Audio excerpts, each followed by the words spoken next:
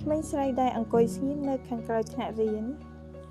ក្មេងស្រីដែលឈប់លេងនៅពេលមានឈាមរដូវចេញមកក្មេងស្រីដែលមានអារម្មណ៍ខ្មាស់អៀនខ្លាំងហើយមិនហ៊ានសួរថាមានអ្វីកើតឡើងខ្ញុំចាំភាពស្ងៀមស្ងាត់របស់អ្នកយ៉ាងច្បាស់អ្នកភ័យថាអាចមាននរណាម្នាក់មើលឃើញស្នាមប្រឡាក់អ្នកព្រួយបារម្ភថានឹងខកខានការទៅរៀនម្ដងទៀតអ្នកជឿថាអ្នកមានតែម្នាក់ឯងក្នុងโลกនេះខ្ញុំឃើញអ្នកព្រោះខ្ញុំគឺជាអ្នកបានគិតថាអ្វីដែលកំពុងកើតឡើងលើរាងកាយរបស់អ្នកគឺជាអ្វីដែលត្រូវលាក់បាំងអ្នកមានអារម្មណ៍ថាកខ្វក់ព្រោះនោះជាអ្វីដែលអ្នកត្រូវបានគេប្រាប់ថាការធ្លាក់ឈាមប្រចាំខែរបស់អ្នកជាបណ្ដាសាជាអ្វីដែលត្រូវស៊ូទ្រាំក្នុងភាពស្ងៀមស្ងាត់បើសិនខ្ញុំអាចប្រាប់អ្នកពីអ្វីដែលខ្ញុំដឹងឥឡូវនេះអ្នកមិនមានអ្វីត្រូវខ្លាចនោះទេការមករដូវរបស់អ្នកមិនធ្វើឲ្យអ្នកកខ្វក់នោះឡើយវាមិនមែនជាហេតុផលក្នុងការលាក់បាំងផ្អាកការមករៀនហើយបញ្ឈប់ក្តីសម័យរបស់យើងនោះទេការមករដូវរបស់អ្នកមិនត្រូវរារាំងអ្នកឡើយវាគឺជាធម៌ពលដ៏អស្ចារ្យរបស់អ្នកវាជាសញ្ញានៃសុខភាពល្អនិងភាពរឹងមាំដែលអ្នកកំពុងក្លាយជាស្ត្រីជីវិតដែលរាងកាយរបស់អ្នកត្រូវបានរចនា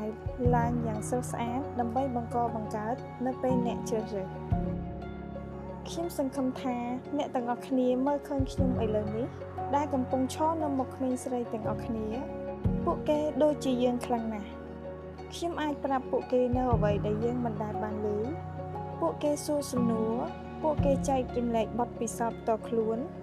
នៅពេលដែលខ្ញុំមានភាពបើកចំហ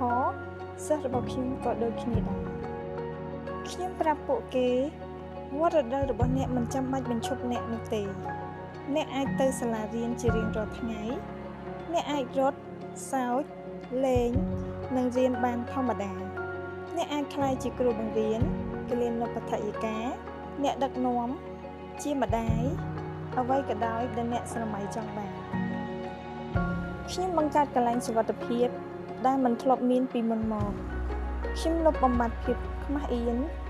ការមាក់ងាយនិងឧបសគ្គដើម្បីឲ្យពួកគេអាចរីកចម្រើនបាន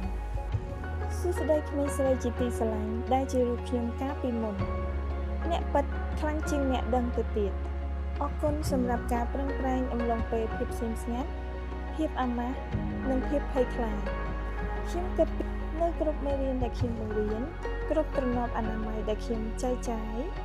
ហើយឥឡូវនេះខ្ញុំចែករំលែកវាដើម្បីកុំឲ្យក្មេងស្រីដទៃត្រូវដើរលើផ្លូវនេះតែម្នាក់ឯងម្ដងទៀតឡើយខ្ញុំសរសេរទៅកាន់ក្មេងស្រីគ្រប់រូបដែលលាក់ការឈឺចាប់របស់នាងចំពោះក្មេងស្រីគ្រប់រូបដែលជឿថានាងនៅម្នាក់ឯងចំពោះក្មេងស្រីគ្រប់រូបដែលមានអារម្មណ៍ថានាងទន់ខ្សោយអ្នកគឺជាអ្នកមានអំណាចអ្នកមានតម្លៃហើយអ្នកមិននៅម្នាក់ឯងនោះទេ